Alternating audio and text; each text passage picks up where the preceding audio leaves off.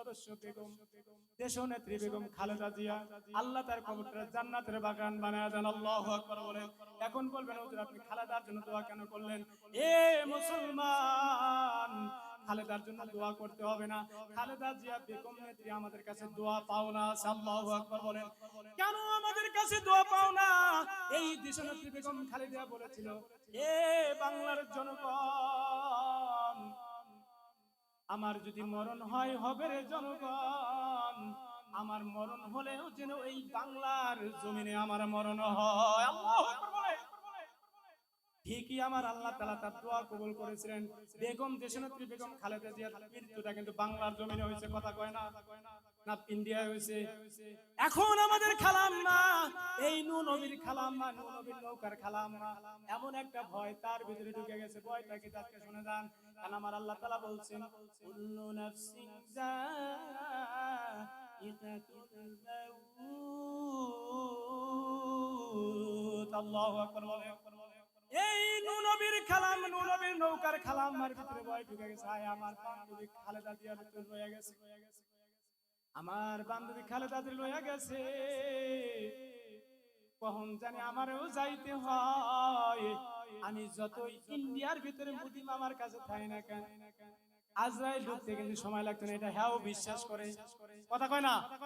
এটা খালাম্মা বিশ্বাস করে না, করে না জোরে কন। খালাম্মা আমরা বিশ্বাস করে না মালাকুল মউত আছে, জোরে কয় না, কথা কয় না। খালাম্মা বিশ্বাস করে আমার সামনে আজরাইল আসবে, তার কারণ তার ঘরের ভিতরে ওই যে তার লিডার ফেরাউনের খালাম্মার ভিতরে ভয় ঢুকে গেছে। আয় আফসোস, এখন তো আমার বান্ধবী চলে গেছে, কখন জানি মালাকুল মউতটা আমার আইসা ধরে আলাই। আর আমার মরণ যদি ইন্ডিয়ার মাটিতে হয়, তাহলে আমি চাও মনে হয় একটু মাপ পাইতাম। ইন্ডিয়ার মোদি সরকার আমারে জ্বালায়া পুরা সিটার মধ্যে জ্বালায়া দিয়ে দিবে। জোরে কোন, কথা কয় না, হ্যাঁ। আমার তো জানাজা যাওয়ার মতো কোনো আলেম থাকবে না, কারণ আমি আলেম গুলারটা আগে থেকে আমি মারা আলাইছি। আলেম গুলারে বড় নির্যাতন করে মারা দিয়ে দিয়েছি। পরে ভিতরে এমন একটা ভয় ঢুকে গেছে রে বাজান, এই ইন্ডিয়ার ভিতর থেকে ওর ভিতরে এমন ভয় জন্ম নিছে যে কখন জানি বাংলাদেশ থেকে আজরাইল আমার ঘরের মধ্যে আসা পড়ে ইন্ডিয়ার ভিতরে। এই ভয়ের মধ্যে কিন্তু সে বড় আতঙ্কের ভিতরে আছে। শুধু সে একাই আতঙ্কের মধ্যে নাই, তার সঙ্গে যেই দেশ দল, যে একজন মডেল মোদি দাদা, মোদি দাদাও কিন্তু ভয়ের ভিতরে আছে। যতই ফালাফালি করুক না কেন বাজান, রাতে যখন ঘুমাইতে যায় রে বাজান, তখন মোদি দাদার হাসিনা এই চিন্তাটাই করে যে দেশনেত্রী বেগম খালেদা জিয়াও তো ওই চেয়ারে বসছিল, আমি হাসিনাও বসছিলাম, সুতরাং ওই দেশনেত্রীকে যদি আমার আজরাইল মালাকুল মউত ধরতে পারে, তাহলে ওই আজরাইল ইন্ডিয়ার ভিতরে আইসা মুদিরে পরে আর আমারে ধরতে সময় লাগতো না, কথা কয় না। এই ভয়ের মধ্যে আছে, কিসের মধ্যে আছে কম, এই ভয়টা কিন্তু তাদের ভিতরে কাটতেছে। সর্বনাশ কখন জানি আমাদের গ্রাস করে আলা। এ বাজান তাহলে আয়াত ক্ষেত্রে আলোচনা হচ্ছে, তাদেরকে যদি ক্ষমতা দেয় বাজান, যেমন দেশনেত্রী বেগম খালেদা জিয়া যখন ইন্তেকাল করলেন, আল্লাহু আকবার বলেন, ইন্তেকাল করার পরে আমি তাকে দেখি এই দেশনেত্রীর লাশটা যেই মহান ব্যক্তিগুলো কাঁধে নিয়েছেন, আল্লামা মামুনুল হক, আল্লাহু আকবার বলেন, এত বড় মাপের একজন আলেম রে বাজান, এই মামুনুল হকের জুতা টানার যোগ্যতাও আমি মুমিনুল ইসলামের নাই। এই মামুনুল হক ওই আল্লাহ ওই দেশনেত্রী খালেদা জিয়ার লাশটা কাঁধে নিয়েছেন, মিজানুর রহমান আজারি উনিও কাঁধে নিয়েছেন, আহমদুল্লাহ সাহেব উনিও কাঁধে নিয়েছেন, আল্লাহু আকবার বলেন। এই সমস্ত আলেম ওলামা গুলার দ্বারাই আমার আল্লাহ দেশনেত্রী বেগম খালেদা জিয়ার দোয়াটা কবুল করার কারণে আমার আল্লাহ এত বড় মাপের একজন আলেম যিনি জানাজা করেছেন, আল্লাহু আকবার বলেন, চিল্লার উপরে বলেন আল্লাহু আকবার। বর্তমান বাইতুল মসজিদের যিনি খতিব আব্দুল্লাহ মালিক, আল্লাহু আকবার বলেন, এত বড় মাপের একজন আলেম রে বাজান, এই মাপের আলেম বাংলাদেশে আর কোথাও নাই, আল্লাহু আকবার বলেন। তিনি জানাজা করেছেন বেগম দেশনেত্রী খালেদা জিয়ার, আল্লাহু আকবার বলবেন না। তাহলে আল্লাহ বলেন ইমানদারদেরকে ক্ষমতা দিলে, ইমানদারদেরকে ভোট দিতে হবে কাদেরকে বলেন? ভালো মানুষদেরকে ভোট দিলে ওই মানুষটা যখন রাষ্ট্রের মধ্যে বসবে দেখবেন ওই রাষ্ট্রের ভিতরে খোদার কসম করে বলে রে মুসলমান, ওই রাষ্ট্রের ভিতরে যাকাত দিবেন, দিবে নাকি? সুবহানাল্লাহ বলবেন না? যদি ভালো ব্যক্তি চেয়ারে বসে, কারণ সে অন্যের আপনার যে সম্পদ, রাষ্ট্রীয় যে সম্পদ, এই সম্পদ তার হাত দ্বারা কি হবে না? নষ্ট হবে না, সে খাবে না, নষ্ট করবে না। তাহলে আলোচনা কোথায়? মনে আসেনি? সূরাটার নাম কি তা? জোরে বলেন। আজকে সূরা আল ইমরানের আয়াত ধরছিলাম, মনে আছে? ওই যে সুন্দর করে মনে করছে, সূরা আল ইমরানের 138 নম্বর আয়াত আজকে আপনাদের সামনে তেলাওয়াত করেছি। আল্লাহ তাআলা বলেন, হাযা বায়ানুন লিন্নাস। আল্লাহু আকবার বলেন। হাযা বায়ান, হাযা বায়ান মানে এটা কোরআন। হাযা বায়ান কি জোরে বলেন? হাযা বায়ান হলো কোরআন, হাযা মানে কোরআন বায়ান। আমার আল্লাহ বলেন, হ্যাঁ এই কোরআন দ্বারা তোমরা মানুষের কাছে বয়ান করবা। কি করবা? এই কোরআন দ্বারা তোমরা মানুষের কাছে বয়ান করবা। আমার আল্লাহ বলেন, এ বান্দা বান্দিরা এই কোরআন দ্বারা তোমরা বয়ান করবা। হাযা বায়ানুল লিন্নাস। লিন্নাস মানে কি জোরে কোন? আরো জোরে বলেন। লিন্নাস মানে মানুষের কাছে। এ বাজান, এখন এখানে লাম শব্দ এসেছে। এই লাম শব্দটা 19টা অর্থে ব্যবহার হয়। কয়টা অর্থে বলেন? 19টা অর্থে এই লাম শব্দ ব্যবহার হয়। এর ভিতরে 13 নাম্বার অর্থে জীবিত মানুষের কাছে আমার আল্লাহ বললেন, এই কোরআন তুমি জীবিত মানুষের কাছে শোনায়া দিবা। আল্লাহু আকবার বলেন। এই কোরআন কোন মানুষের কাছে শোনাবা? আরো জোরে বলেন। কিন্তু আমার দেশে বর্তমান সিস্টেম ভিন্ন। আমার দেশে বর্তমান মানুষ জীবিত থাকা অবস্থায় কোরআন শরীফ পড়ে না। এটারে তুইলা নিয়া মা বোনেরা ঘরের ভিতরে ফালায় রাখছে। কথা কয় না? আরো জোরে কোন। মাকরু সাহেব বা জাল বেদা তেলাওয়াত করে না। এইবার যখন আমার আপনার বাবা মা মারা যায়, পাশের মাদ্রাসা থেকে ছাত্র নিয়ে আসে। কথা কয় না? আছে না নাই? জোরে কোন। যেই বাবা মা মারা যায় ওই বাবা মার পাশে গিয়ে আপনি কোরআন তেলাওয়াত করেন। খোদার কসম করে বলি রে মুসলমান, আমার আল্লাহ আয়াতের মধ্যে ইঙ্গিত প্রদান করলেন, এ বান্দা আমি তোমাদেরকে বয়ান শিখালাম, এই বয়ানটা তোমরা হুদাল লিন্নাস, জীবিত মানুষের কাছে, ভদ্র মানুষের কাছে তোমরা এই বয়ান করে তেলাওয়াত করো, শোনায়া দাও। মৃত্যু মানুষের কাছে না। কার কাছে না বলেন? তাহলে এই আলোচনার দ্বারা কি বুঝবেন? মানুষ মারা গেলে আপনারা কোরআন শরীফ খতম দিবেন, কোনো লাভ নাই। কি নাই বলেন? মানুষ যতক্ষণ জীবিত থাকবে, আপনার বাবা মার যখন মৃত্যু সজ্জায় শয্যিত হয়ে যাবে, যখন মালাকুল মউত আইসা যাবে, তখন আপনি সন্তান যে কোরআন শরীফ খুইলা কিতাব খুলা বলেন, কোরআন শরীফ খুইলাটা যদি আপনি একটা অক্ষর পড়ে শোনাইতে পারেন বাজান, এইটার উসিলা করে ওই বাবা মাটারে আমার আল্লাহ জান্নাতে পৌঁছে দিবে। জোরে চিল্লা বলেন সুবহানাল্লাহ। তাহলে বায়ান আল্লাহ দেখেন কিভাবে শিখালেন। এই বায়ান শুধু মানুষের কাছে শিখান নাই রে বাজান, এই বায়ান বিভিন্ন মানুষের কাছে বিভিন্ন ভাবে শিখাইছেন। যেমন আমি একভাবে ওয়াজ করতেছি, এইভাবে আরেক ভাবে করবেন। আমাদের দ্বিতীয় বক্তা আরেক ভাবে করছে। আমার আল্লাহ তাআলা রব্বুল আলামিন সুন্দর করে সূরা আন-নাহল, সূরাটার নাম কি বলেন? সূরা নাহল। এই সূরা 68 নম্বর আয়াতের মধ্যে আমার আল্লাহ তাআলা মৌমাছিরও বায়ান শিখাই দিলেন। চিল্লা বলেন সুবহানাল্লাহ। মৌমাছির আমার আল্লাহ তাআলা ডাক দিয়ে বলেন, ওয়াউহা রাব্বুকা ইলান নাহলি আনিত্তাখিযি মিনাল জিবালি বুয়ুতান মিনাশ শাজারি ওয়া মিম্মা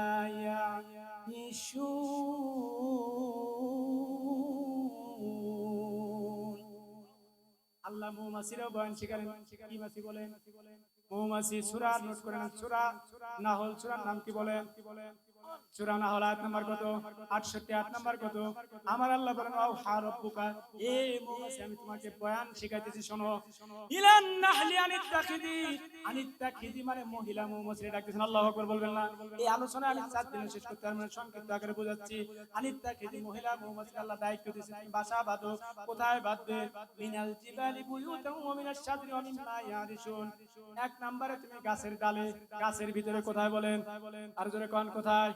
গাছে, তারপরে পাহাড়ে, তারপরে আমার বান্দা যেখানে বাসা বাড়ি নির্মাণ করবে। আল্লাহু আকবার বলেন। আমার বান্দারা যেখানে বাসা বাড়ি নির্মাণ করবে রে মৌমাছি, তোমরা মৌমাছি কি আমার বান্দার নির্মাণ বাড়ির ভিতরে তোমরা বাসা বানায়া দিবে। আল্লাহু আকবার বলেন। এটা মৌমাছিকে আল্লাহ বয়ান শিখালেন। কারে শিখালেন? মৌমাছির আল্লাহ বয়ান শিখালেন। মৌমাছি তুমি 3টা জায়গায় বাসা বাঁধবে। এবার বাসা বাঁধার পরে মৌমাছি আমি তোমার আদেশ করলাম কিতা বলে মৌমাছি তুমি বাসা বাঁধার পরে ওই বাসার ভিতরে যেই মধুগুলা তুমি আহরণ করবা ওই মধুগুলার ভিতরে আমি আল্লাহ এমন একটা মেডিসিন ঢুকাইয়া দিলাম এই মেডিসিন যখন আমার বান্দা বান্দি খাবে আমি আল্লাহ বইলা দিলাম এই মেডিসিনটা এমন একটা মেডিসিন মৃত্যু ব্যতীত সব রোগের ঔষধ আমি আল্লাহ এই মধুর ভিতরে দিয়া দিলাম। চিল্লাবেন আল্লাহু আকবার। এই সূরা নমলের মধ্যে আমার আল্লাহ তাআলা পিপিলিকার সঙ্গে বয়ান করেন আল্লাহু আকবার বলেন।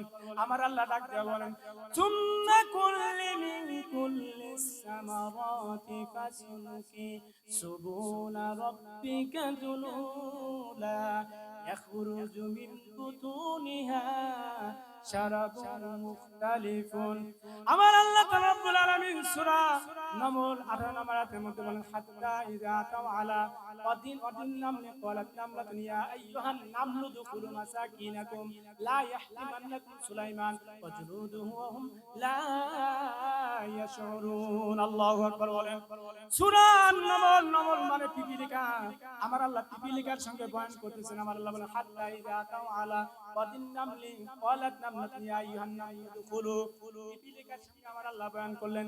পিপিলিকা তার দল বলতে ডাক দিয়ে বলছে ও আমার দল বল তোমরা তাড়াতাড়ি কে কোথায় আসো সঙ্গে সঙ্গে তোমরা গর্তের ভিতরে ঢুকে যাও। তার কারণ এই মুহূর্তে সুলাইমান নবী আসবে তার দল বলদেরকে নিয়ে। কোন নবী বলেন?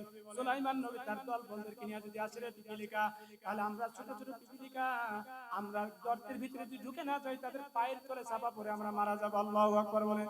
এখন ঘটনা হইলো পিপিলিকার তো কান নাই তাহলে পিপিলিকা শুনলো কি দিয়া? কথা কয় না। পিপিলিকার কি নাই বলেন? পিপিলিকার কান নাই পিপিলিকা কি দিয়া শুনলো রে বাজান? এই কারণে ফ্রান্সের এক বিজ্ঞান এই আয়াতকে নিয়ে আসে বলল কোরআন শরীফে ভুল আছে। নাউজুবিল্লাহ। কারণ কোরআন শরীফে ভুল আছে কি কারণে দেখেন এখানে আল্লাহ একটা শব্দ ব্যবহার করছে ইয়া আইয়ুহান নামলু দুখুলু। আমার আল্লাহ এখানে বললেন ইয়া আইয়ুহান শব্দটা ব্যবহার করে জ্ঞানীদের কাছে। কার কাছে বলেন? ইয়া আইয়ুহান নামলু দুখুলু এই শব্দটা ব্যবহার করে একমাত্র জ্ঞানী ব্যক্তিদের কাছে। কার কাছে? যারা জ্ঞানী। কি জ্ঞানী নাকি? কথা কয় না কেন? পিপিলিকা কি জ্ঞানী নাকি? তাহলে আল্লাহ পিপিলিকার কথা কেন বললো? ইয়া আইয়ুহান নামলু দুখুলু জ্ঞানীর কথা কেন বললেন?